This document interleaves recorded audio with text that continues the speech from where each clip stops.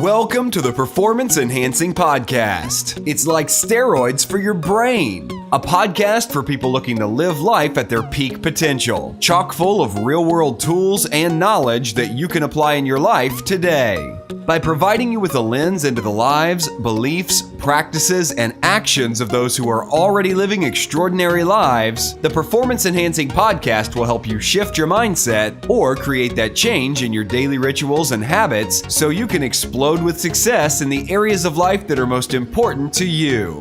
So get ready for another dose of Performance Enhancing Podcast with SatoriPrime. Here's your host, Ilan Ferdman. Hello, everyone. Welcome back to another Performance Enhancing Podcast with your host, Ilan Ferdman. Awesome interview lined up for the next two sessions for you. This guy's name is Dr. Michael Breus. He has been on the Dr. Oz show, Good Day America, all sorts of things. People call him the sleep doctor, and that is because he is incredible with the art of sleeping. He helps people that have insomnia or people that have really bad sleep rejigger their whole cycle and their whole lives so that they can actually sleep.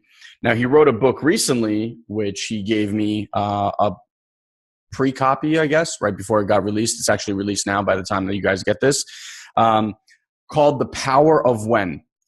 Because as you'll hear during his studies, he found that it's not just a matter of how much sleep people get, but it's when. And when he started delving into this, he figured out that there is a proper time for people to take their medication. There's a proper time for you to work out. There's a proper time for you to have sex.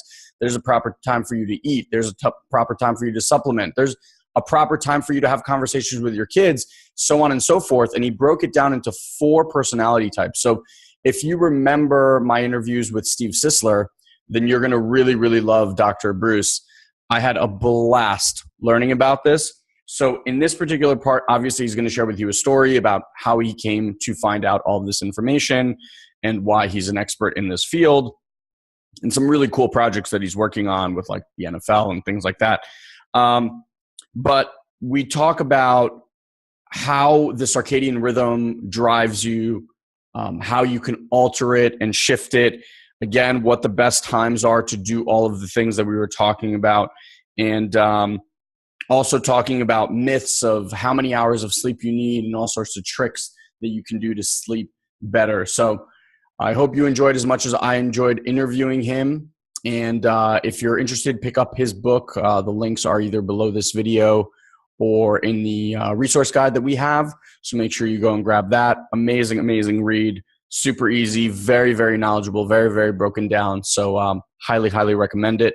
And this is basically the last call for our Have It All Live experience. So if you've dug anything that SatoriPrime has done, if it's made any sort of shift in your life, this is pretty much the waning hours of your ability to buy tickets for the event. We're shutting it down real soon, up until October 16th. So I don't know if it's before or after this, but that's the last time that you can actually get a 50% refund on your ticket price. I mean, when all is said and done, ticket prices are $297, so it's not that big of a deal, but you can save yourself some money. Again, the event is in San Diego, November 3rd through the 5th. We have a bonus VIP day on the 6th, which has many surprises that you'll probably want to attend anyway, but just go grab that ticket and then we can talk about the VIP experience down the road. Hope you guys are having an amazing day and enjoy the interview with Dr. Michael Breus. All right, so welcome everyone. And first of all, I just want to welcome Dr. Michael Breus to the show. Hey, everybody.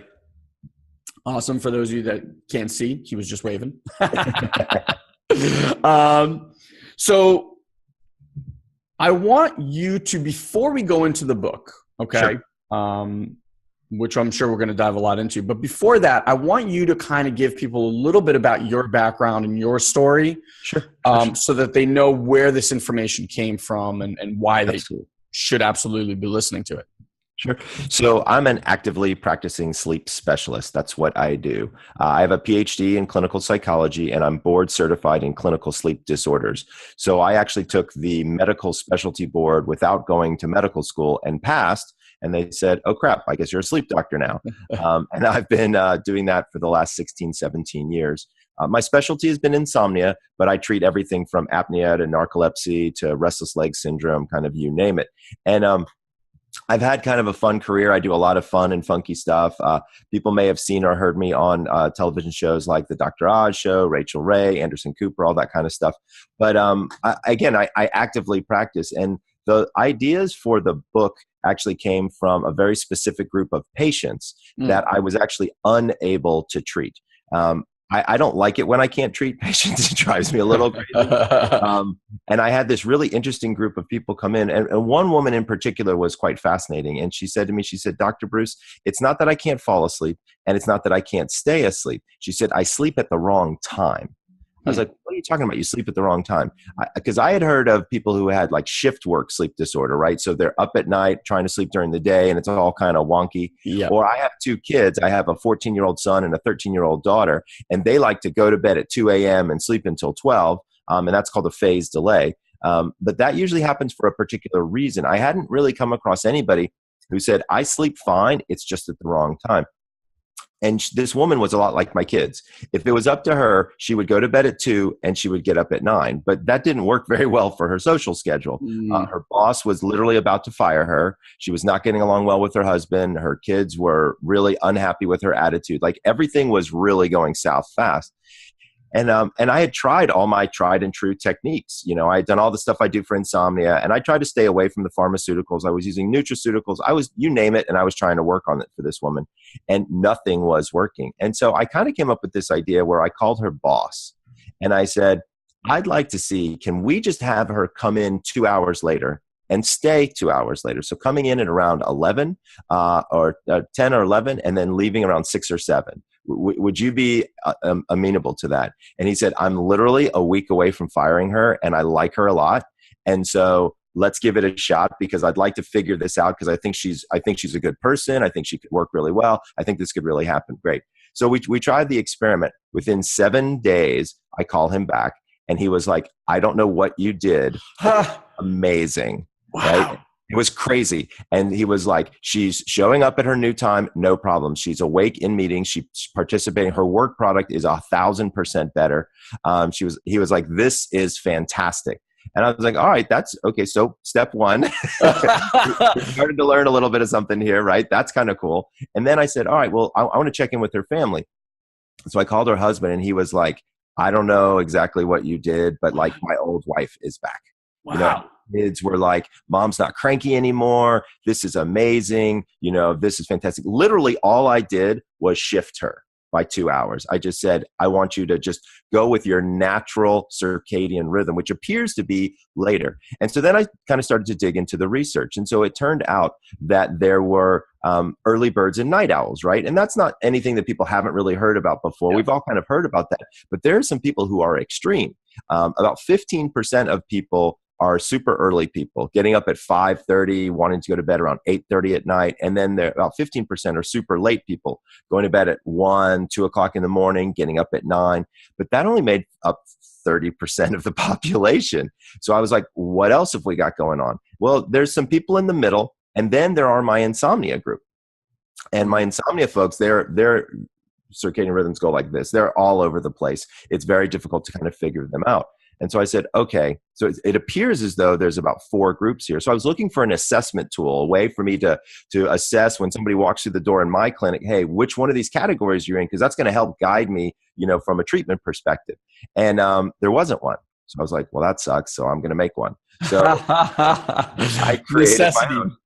Yeah, exactly. Necessity is the mother of invention, right? Yeah. And so I was like, all right, let's figure this out. And so I kept going into literature, and what was really interesting is the old assessment tools really only did morningness and eveningness, those extremes, right? And so I said, well, how can I do this? And so I noticed that there were personality aspects to these. And then we looked at sleep drive, which is let me back up for a second. So the way sleep works is there's 2 distinct systems in the brain. There's one that's a drive like hunger. So I'm hungry. I eat something and that drive dissipates. Same holds true with sleep. Over the course of the day, there's a neurochemical that builds in your system called adenosine. Adenosine is just a cellular byproduct. So when a cell eats some glucose, something comes out the back end. Part of what it is adenosine. That actually floats into your bloodstream, gets up and through the blood-brain barrier, and it starts to hit receptor sites in your brain, making you sleepier and sleepier and sleepier. Oddly enough, as a little aside, if you look at the molecular structure of adenosine and you look at the molecular structure of caffeine, they're off by one molecule, which is kind of why caffeine stops the desire for sleep. Yeah. Exactly. So it fits right into that receptor site perfectly. So anyway, there's a second system called the circadian rhythm, right? And that's your biological clock. That's when does your body want to go to sleep. That was the thing that was morningness and eveningness, but nobody had really kind of taken into account this idea of sleep drive. So I created this quiz, and if people want to check it out, you can go to thepowerofwhenquiz.com. You can take it for free. And you fall into one of these 4 buckets. And so then I was like, all right, well, that's kind of cool. What else do I think I could possibly affect here? And this woman, it was really interesting. She said to me, right when I get to work, I have a lot of my creative ideas, but I don't really kind of sharpen in and focus until I've been at work for like 4 or 5 hours. Wow. And I was like, I wonder if that sounds like a circadian rhythm to me. That sounds like something that could be driven by your biology. And so what I started to do was I looked at hormone distribution. And so what I found was in each one of my 4 categories, and I renamed the categories because I'm not a bird, I'm a mammal. And I was like, let's find mammals in the animal kingdom that have these different categories. So the first category is called the lion, because lions actually wake at dawn. That's when they usually have their first kill. These are my early people. Bears are my kind of people in the middle. Wolves are my night people. By the way, I'm a wolf. And dolphins are my really problem sleepers. Their sleep is all over the place and kind of wonky. So once I knew what the category was, then what I was able to do was look at their hormone distribution. So what could their hormone distribution tell us? Well, I learned when cortisol was high, when adrenaline was high, when melatonin was low, and I actually was able to plot based on your chronorhythm exactly what hormones you might need for any given activity and figure out what the right time to do things is. So, most self-help books tell you what to do or how to do it. They don't tell you when. Yeah. The book is called The Power of When, because I can tell you when is the perfect time to eat a cheeseburger, run a mile, have sex, ask your boss for a raise, you name it. And it's a very scientific read. It was very just data driven and like very, if you are in this category, here's what your day should look like. So it's really hands-on. There's really very little that you left for like, what do I do? And then you break it up into very succinct categories. Okay, this is how you eat. This is how you exercise. This is what you do in the first thing in the morning. So I'm just amazed that this woman was able to make that shift in 7 days. One of the questions I had was, how long of a process of doing these things or implementing these changes will one kind of see the difference?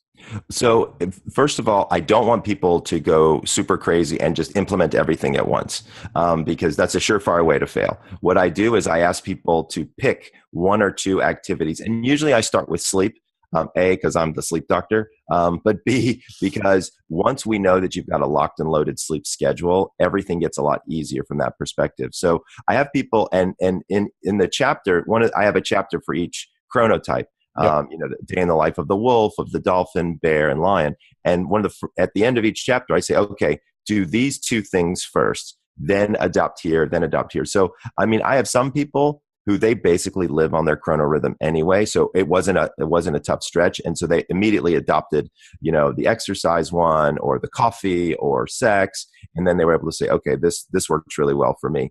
Other people, it takes a little bit longer. I will tell you that dolphins have a tendency to take longer than anybody else. And I think that's because their sleep schedules are so screwed up anyway, that if they can just lock and load their sleep schedule first, it seems to work a lot better. Circadian rhythm. Talk to people about what that is, because a lot of people might be hearing that for the first time. And I know a lot of the stuff we're going to be talking about has to do with that. So can you just explain to people in simple terms what that actually is?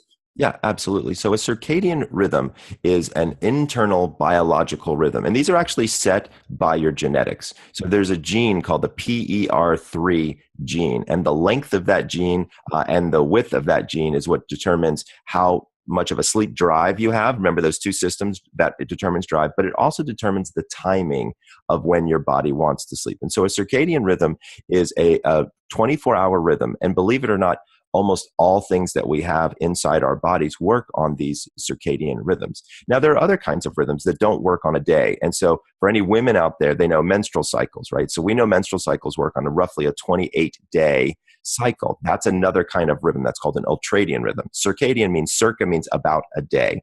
So these are rhythms that last for approximately 24 hours. And it's really hormonally driven. So it could be anything from what's going on in your gut, right? So stomach acid and those types of things. It could be what's going on in your brain, like serotonin and dopamine.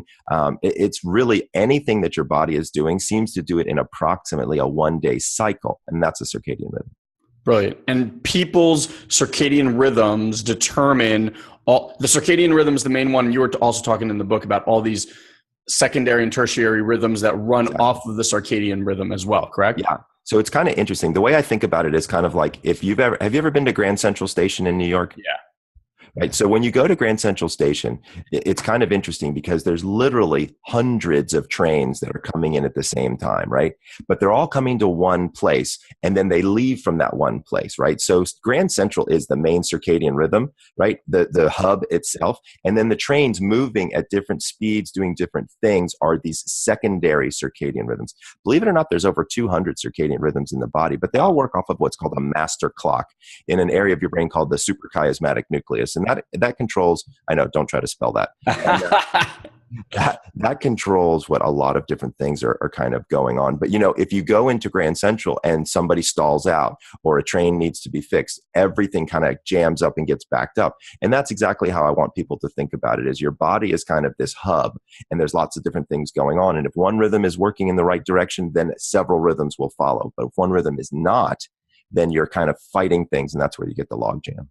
So what was really interesting for me, I took the quiz and I ended up being a bear, even though I think from a character perspective, I have a lot of the lion features. So you have what's called lion envy. I knew that's what I always had. Well, so what's interesting, you bring up an interesting point is, so first of all, 55% of people out there are bears. Yeah. And bears are actually my one of my best groups because they are exactly like you are. They're very gregarious. They're a lot of fun. They've got good energy. And if I had to guess, you're a person who works hard, but you also play hard. Yeah. Like you go out and you have fun and you get stuff done. Right. You have an outgoing personality, which is very characteristic of bears. If I was going to sit down and have lunch, I'd want to sit next to you because you're going to tell me the funny story or what's going on at the office and we even started off, we started our conversation where you were telling me a funny story, right? Yep. That is very, very typical of a bear, but there are hybrids that exist. And so some people can have lionish tendencies. And so for folks out there, if it's okay, why don't I go through the different categories? Absolutely. So we start with a lion, and lions are oftentimes my COOs of a company. These are the people that are waking up at 5:30 in the morning, and they are at work by 6:30, 7 o'clock. These are my real significant go-getters. They have a tendency to be leaders, but what's interesting is they're my list makers. They make a list at the beginning of the day, and they have to follow the list. That's my mom. That's my wife. Oh, there you go. So, and what's fascinating is they get things done, but they don't like to deviate from the path. They're not really good at new stuff coming through the door. My bears, like I was talking about with you, are my extroverts. These are my people who are kind of the glue that holds society together. They get people talking. They're really very good from a social perspective. Again, lots of work, but lots of fun. My wolves, which is what I am, are my night people. And so they like to go to bed around 12:30, 1 o'clock. They don't like to get out of bed very early at all if they can at all help it. And we're more introverted. We have a tendency, though, to be very, very creative. So we're the authors, the actors, the musicians, those kinds of people, because we kind of have our creative outlets, and that's how our personality has a tendency to come out. And then there are my dolphins. And so my dolphins are people who have problem sleepers. Now, these people are usually highly intelligent, but they are oftentimes, and then there's sometimes what I would call a type A personality, but not in a good way. My lions are type A personalities when they get stuff done. My dolphins are type A personalities, but they're so obsessive sometimes that it gets in the way of their levels of productivity. And that's been always, that's an interesting thing that we talk about a lot in treatment is, once we lock and load their schedule is how do we get them to make it through that productive time and not get so caught up in the details. Yeah. One of the really interesting things for me was that because the majority of people, like you said, the 55% are bears, and bears kind of follow the sun, right? Yes, so they do. sun goes down, we go to bed, sun comes up, we wake up, etc. Because we're the majority, we've kind of implemented a world that fits us. Exactly. And because of it, like the woman that you had mentioned before, there's other people who are constantly struggling to fit into that box because the box wasn't made for them. It doesn't work for them. And that, to me, I remember listening to that and going, that's fascinating, because there's so many cultural phenomena.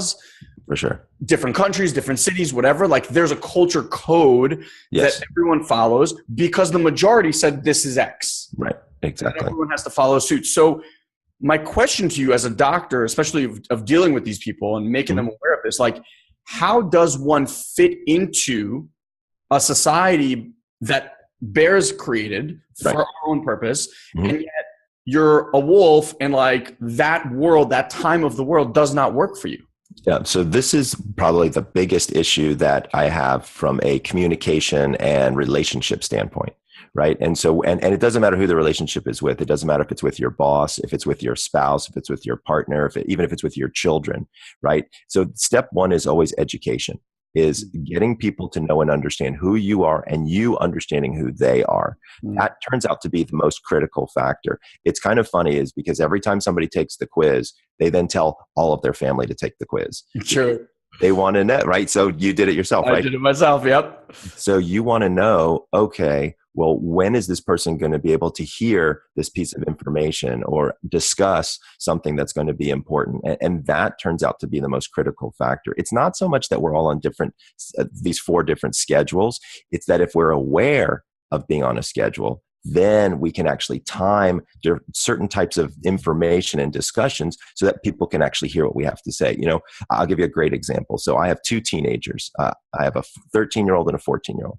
And one of the things we know about all teenagers is they're wolves. Okay. They have a tendency to go to bed late and sleep late the next day.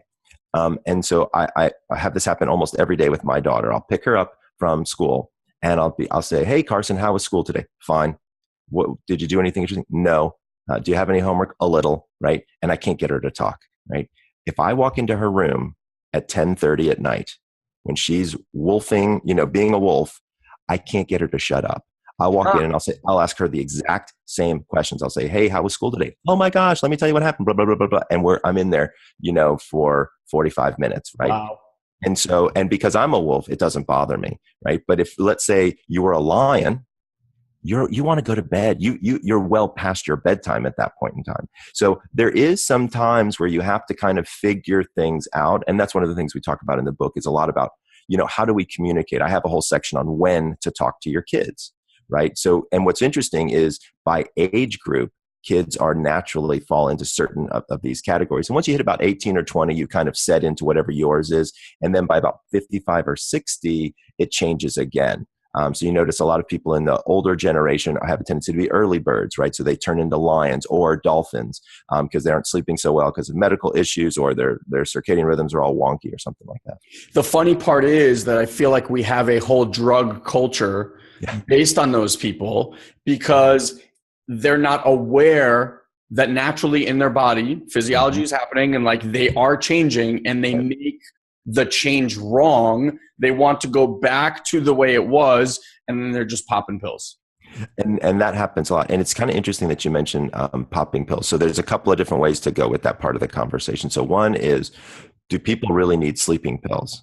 Right? Because the answer is, if they follow their circadian rhythm, probably not. But unfortunately, it's a bear's world and not a wolf's world.